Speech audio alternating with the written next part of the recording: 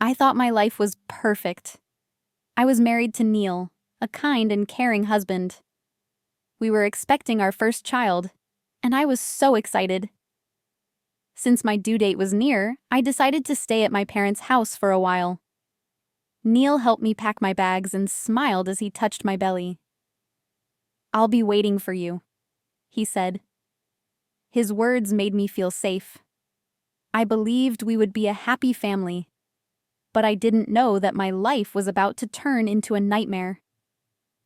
Once I reached my parents' house, my mother-in-law started calling me every day. At first, I thought she was checking on me, but soon, her words became mean. "Why are you resting so much? When I had Neil, I did everything alone," she said. She made fun of my weight, my eating habits, and even my decision to stay with my parents. I told Neil about it, hoping he would stop her. But he just sighed and said, "She doesn't mean any harm." I started feeling alone. After long, painful hours, I gave birth to our baby. I held my child, crying with happiness. But Neil wasn't there. He had told me he had an important business trip and couldn't come. "I'll see the baby soon," he promised. Days passed, then a week. Still, he didn't come. I sent messages and called him, but he ignored me. My heart ached. I understood that he was busy, but wasn't our child more important? A small voice inside me whispered that something was wrong. One night, Neil finally called. I picked up immediately, happy to hear his voice, but his words were cold. "Just register the baby's birth," he said. "I don't have time." My hands trembled. "Aren't you coming to see our child?" I asked. He sighed. "I saw the pictures. That's enough." I felt like my heart had dropped into a deep hole. This wasn't the same man who had promised to be with me. Something had changed, and I needed to know why. A few days later, my phone rang again. It was Neil. His voice was serious. "Come home. Right now." My stomach twisted. "Why? What happened?" He didn't explain. "Just come." Fear crept into my heart. Was something wrong with our house? Was he okay? I quickly got dressed and left my baby with my mother. As I drove, my mind raced with thoughts. I had no idea what was waiting for me. I stepped into our home and froze. My mother-in-law was sitting on the couch drinking tea. The house looked different. Some of my favorite things were missing. "What's going on?" I asked. She smirked. "I redecorated. Your taste was terrible." My heart pounded. "Where's Neil?" He walked in with his arms crossed. "I've decided to live with my mom," he said. "If you don't like it, we should get a divorce." My breath caught in my throat. I couldn't believe what I was hearing. Tears filled my eyes. "Why? What did I do wrong?" I asked. Neil shrugged. "You were gone too long. Mom and I made this decision." My hands trembled. "And our baby?" I demanded. He smirked. "Mom will help take care of the baby. You can focus on the housework." My stomach twisted in anger. My mother-in-law just watched with a smile. They had planned this. They wanted to push me out of my own home. But I wasn't going to let that happen. I returned to my parents' house in shock. My brother saw my face and asked what happened. When I told him everything, he frowned. "This doesn't add up," he said. "I think they planned this long ago." His words sent chills down my spine. "We need proof," he said. "Tomorrow, do exactly what I say." I nodded. I had been crying, but now I felt something new. Anger. If they thought they could take everything from me, they were wrong. The next day, I returned to the house. "I understand now," I told my mother-in-law. "I'll do my duties." She smiled. "Good girl. Now bring the baby soon." I forced a smile. "Let me clean everything first." As I cleaned, I placed a tiny hidden camera in the living room. My heart pounded, but I acted normal. As I left, my mother-in-law laughed. Finally, she knows her place. She had no idea she had walked into a trap.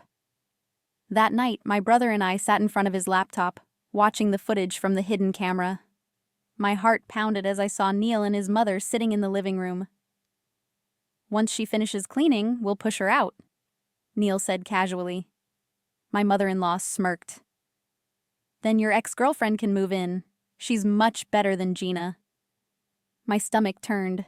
My hands clenched into fists. They had planned this all along. They wanted to get rid of me and take over my house and my child. I felt sick, but I wasn't going to cry. I was going to fight back. The next morning, I stormed into the house. My mother-in-law looked up and smirked. "Oh, you're back! Did you come to clean?" I forced a smile. "Number, I came to take out the real trash." I pulled out my phone and played the video. Neil's face turned white. My mother-in-law's smile vanished. Where did you get that?" Neil stammered. I crossed my arms. "I installed a hidden camera yesterday." My mother-in-law gasped. "That's illegal." My brother stepped forward, his voice calm. "Actually, it's perfectly legal since this is my sister's house." Their expressions turned to panic. Neil raised his hands. "Wait, this is all a misunderstanding. It was just a joke." My mother-in-law grabbed my arm. "You can't do this! I'll sue you!" My brother took out a business card and held it up. "I'm a lawyer. Go ahead and try." My mother-in-law's face turned pale. Neil reached for my hand. "Gina, please, let's forget this happened. We can start over." I pulled away, disgusted. "You wanted a divorce, right? Fine. But you will never see my child again." Neil's face crumpled. He had lost, and he knew it. The divorce was settled quickly. Neil tried to fight for our house, but the court ruled in my favor. He refused to pay child support, but my brother made sure he had no choice. My mother-in-law screamed at me in court, calling me heartless. "You're taking everything from us!" she yelled. I turned to her, my voice steady.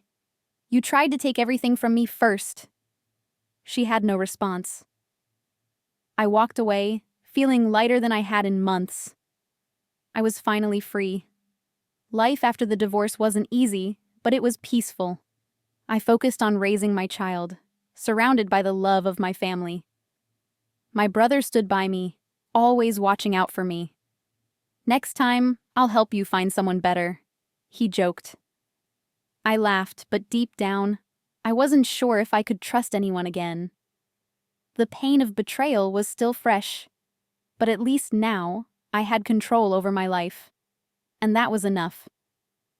Years passed, and I started to heal. One day, I ran into an old classmate from middle school. He was a kind man, a nurse, always helping others. We started talking, then meeting up. Slowly, something changed. He didn't rush me, didn't push. He just listened, cared. For the first time in years, I felt safe. We started dating. It took time, but I let myself believe in love again.